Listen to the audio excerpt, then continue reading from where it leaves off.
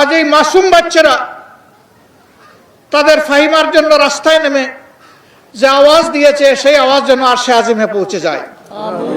মানুষের প্রতি মানবতা দেখানো আমাদের দায়িত্ব, এটা কোনো দয়া নয়।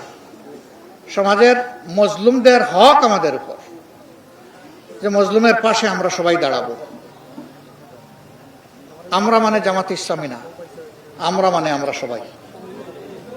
আল্লাহ যাদেরকে মানুষ হিসাবে পয়দা করেছেন আমরা সবাই, এখানে দল নাই, ধর্ম নাই, এখানে মানবতা। ধর্ম নাই মানে এই না যে আমার ইমান আমি শেষ করে দিচ্ছি। আমরা দেখব না যে এই মজলুম লোকটা কোন দলের কোন ধর্মের, আমরা দেখব তিনি একজন মানুষ। এতটুকুই আমাদের বিবেচনার জন্য, কর্তব্য নির্ধারণের জন্য যথেষ্ট। এর বাইরে আর কিছুর দরকার নাই। এখানে সরকারের 2 জন মন্ত্রী আছেন, আমার 2 ছোট ভাই।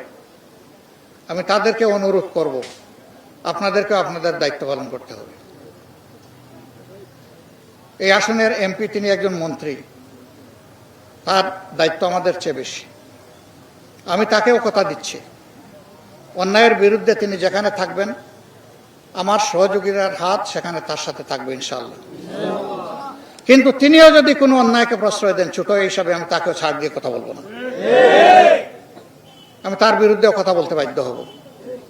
আমি দেখতে চাই এই আসনের জনগণের প্রতিনিধি হিসাবে, নির্বাচিত প্রতিনিধি হিসাবে তিনি তার দায়িত্ব পালন করছেন। এবং এটা কথায় নয়, এটা কাজে প্রমাণ করতে হবে। এ বিচার দীর্ঘসূত্রিতার দিকে যদি যায় তাহলে আমরা ধরে নেব যে এই বিচার হবে না।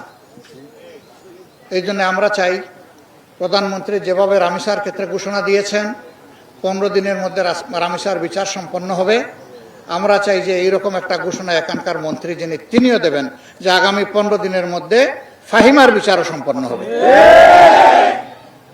তিনি যদি সেইটা দেন তাইলে তিনি প্রধানমন্ত্রীর আনুগত্য করবেন, অনুসরণ করবেন এবং অবশ্যই এর জন্য তিনি দোয়া পাবেন। আবার ঘোষণা দিয়ে বসে থাকলেন, কাজ হলো না, ওই ঘোষণা আমরা চাই না।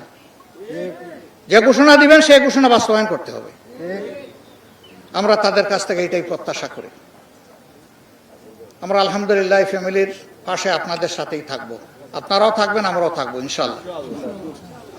এই ফ্যামিলি মর্যাদা নিয়ে, তারা তাদের নিরাপত্তা নিয়ে কিভাবে বেঁচে থাকে সেই চেষ্টা আমরা করে যাব সবাই মিলে ইনশাআল্লাহ। আল্লাহ আমাদেরকে তৌফিক দান করুন।